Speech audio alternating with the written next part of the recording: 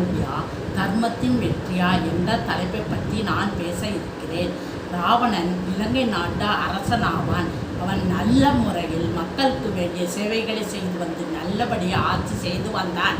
ஆனால் அவனது ஆணவத்தால் அவன் தோல்வியை தழுவ வேண்டியதாக இருந்தது. ராவணன் சிவ பூஜைகளும் கடும் தவமும் செய்து சிவபெருமானின் அருளை பெற்று சென்றான். இருந்தாலும் அவனது ஆணவம் அவனை தோல்வியடைய செய்தது. அதற்கு சான்றாக ராவணனுடைய தங்கை சூர்பனகை லட்சுமணனால் மூக்கு அடிபட்டு வந்து அண்ணனிடம் முறையிட்டாள்.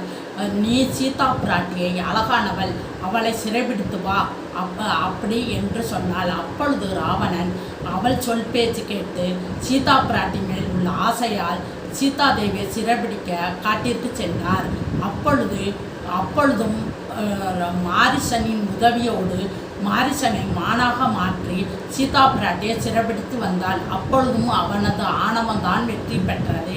பின் சிறைபிடித்து வரும் வழியில் சடாயு என்ற பறவை ராவணனிடம் இது கோரிட்டது. அப்பொழுது ஜடாயுவின் பறவையின் ஒரு ரெக்கையை அறுத்துவிட்டு ராவணன் சீதாதேவியை சிறைபிடித்து வந்தான். அப்பொழுதும் அவனது ஆணவம் வெற்றி பெற்றது.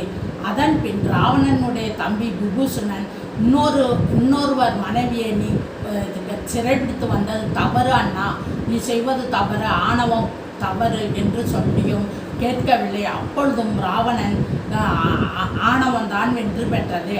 அதன் பின் ராவணன் அவைக்களம் சென்ற அங்கதனும் ராவணா நீ தேவியை விடுக, இன்றே அவைக்களம் புகுந்து நீ ஆவியை விடுக என்று சொன்னான்.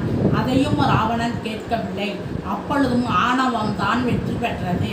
பின் கும்பகர்ணன் 6 மாதம் தூங்கி எழுந்த பின் அண்ணா இன்னும் சீதா பிராட்டியை விடுவிக்கலையா, பெண் பாவம் பொல்லாதது என்றும் சொல்லியும் ராவணன் கேட்கவில்லை. அப்பொழுதும் அவனது ஆணவம் வென்றது.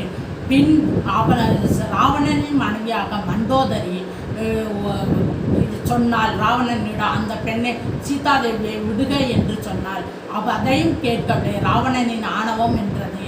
இதற்கு பின் எத்தனை தடவை ஆணவம் என்றாலும் இறுதியில் தர்மம்தான் வெற்றி பெறும். சீதாதேவியை மீட்க ராமபிரான் லட்சுமணன் எல்லோரும் வந்தார்கள்.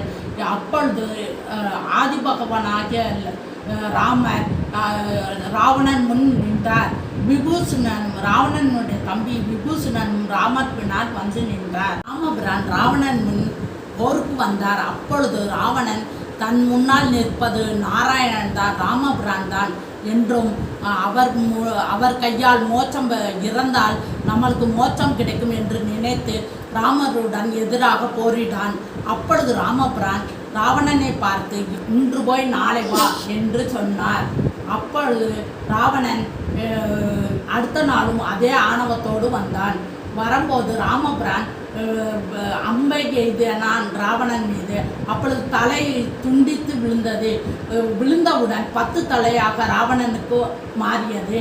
அப்பொழுது விபூஷணன் ராமனிடம் ராவணனின் உயிர் வயிற்றுக்கு கீழ் உள்ளது என்று சொன்னார். உடனே ராமபிரான் திருப்பியும் ராவணனை வயிற்றுக்கு கீழ் அம்பை எய்தினான். அப்பொழுது ராவணன் இறந்து விட்டான். அதனால் ஆணவம் எவ்வளவு வென்றாலும் இறுதியில் தர்மம்தான் வெற்றி அடைந்தது. அதே போல் நம் வாழ்விலும் எந்த சூழ்நிலையிலும் தர்மத்தின் பக்கம் நிற்க வேண்டும்.